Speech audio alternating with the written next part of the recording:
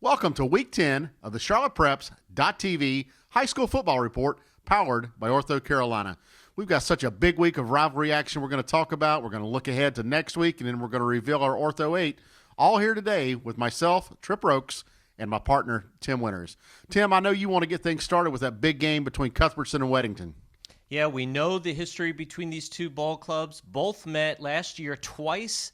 A regular season win by Cuthbertson, and then in the state semifinals, Weddington eking out the last-second victory to send them to the title game over Cuthbertson, this game taking place at Weddington Stadium.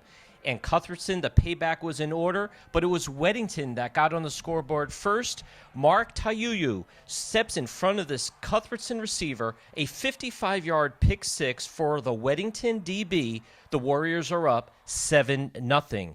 A Christian Sanchez 5-yard scamper early in the second quarter put Weddington up 14-0. Cuthbertson's offense got a jolt when running back Byron Gaiman explodes up the middle for a 51-yard run, setting up this Austin Kendall to Patrick Hensley touchdown. It's 14-7 Weddington. A Cuthbertson field goal in the second quarter closed the gap at halftime, 14-10. Cuthbertson quarterback Austin Kendall was under constant harassment all night, sacked 7 times. The Weddington defensive line went to work. A backbreaker for Cuthbertson was a breakdown on special teams. Weddington's Khalil Springs recovered a fumble off a punt attempt for a touchdown. Weddington was up 21-10. Weddington goes on to win a big conference win for them, 27-17 over Cuthbertson High School.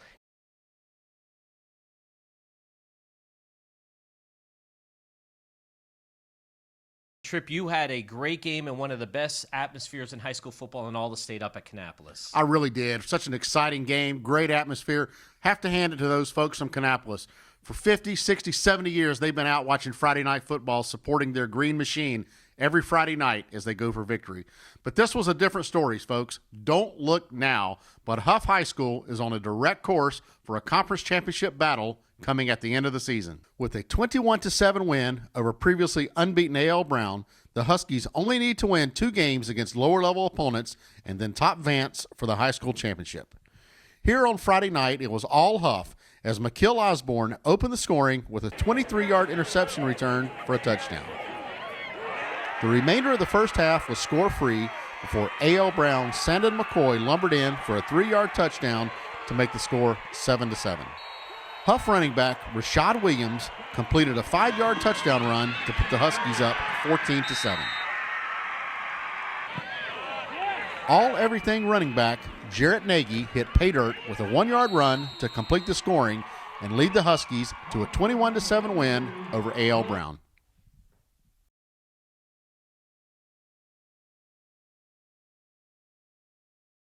Just another exciting night out in Union County. Tim, I know you were all over the place out there. Tell us what you saw.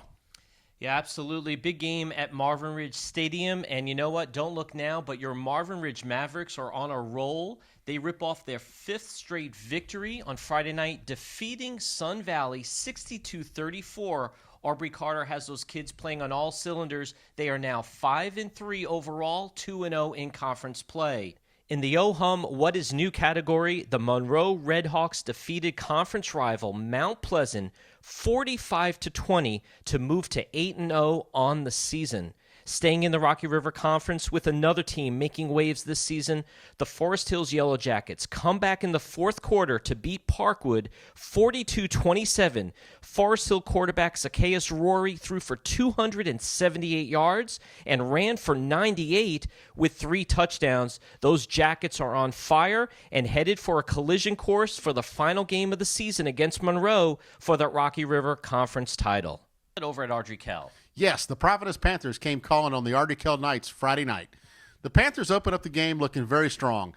The defense, led by the top linebacker group in the city, helped the Panthers set the early pace. The Knights remained patient and fired up their big-time passing game with Bryce McGinley at the wheel. Eventually, the Knights receivers were able to open up in the midfield area and begin to put heavy pressure onto the Panthers' defensive backs. Panthers quarterback Drake Dillius went down with an injury, which really took the wind out of the sails of the Panthers and allowed Ardrey Kell to take control of the game. A failed Panthers fake punt ended up being the final straw that broke their back, and Ardrey Kell pulled away with a 26-17 win following a 65-yard touchdown reception by Kirk Augustus. With last week's games now in the book, it's time for Tim and I to reveal the Ortho 8, our rankings of the top 8 teams in the Mecklenburg and Union County areas. Coming in at number 8, South Meck, a re-entry into the Ortho 8 at 6-2.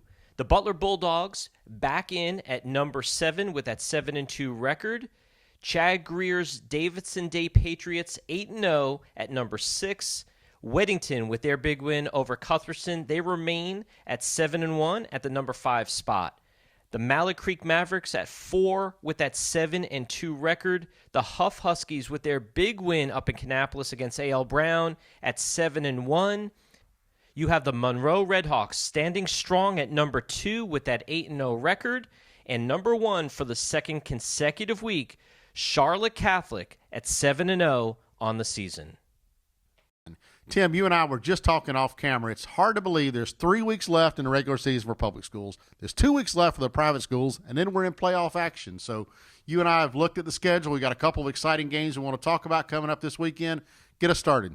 Yeah, big game up at North Charlotte. Mallet Creek hosting A.L. Brown. It seems like every week over the last month, the Mallet Creek Mavericks have hosted some big football games. No bigger for them this week than the Wonders coming in to Maverick Stadium. Should be a great night of football up at Mallet Creek. Now, shifting down to Union County, the biggest matchup of the night will be the Marvin Ridge Mavericks at 5-3, heading over to Piedmont Stadium to face the Panthers, who are 6-2. And it's really going to be a big challenge for Marvin Ridge to stop that double wing offense run by Luke Hyatt. Doesn't seem like many defenses have been able to stop that running game for Piedmont. Should be an interesting game on Friday night up at Unionville. Speaking of that Marvin Ridge, we're now going over now to Myers Park, coached by former Marvin Ridge Maverick Scott Chadwick. That's right. That's going to be a big-time matchup when Independence comes calling on Myers Park. I think this game's going to have a big effect on who wins the conference championship inside that conference. And another game that I really am interested in is Charlotte Country Day coming over to play rival Providence Day in a big-time matchup. Both of those teams have showed steady improvement this year. A lot of good athletes there. I know the kids are going to be fired up and get out there on Friday night. So check those 2 games out this weekend. We'll have our eye on every football team across the Mecklenburg and Union County area Friday night, and we'll be back here to tell you all about it next week on the CharlottePreps.tv High School Football Report, powered by Ortho Carolina.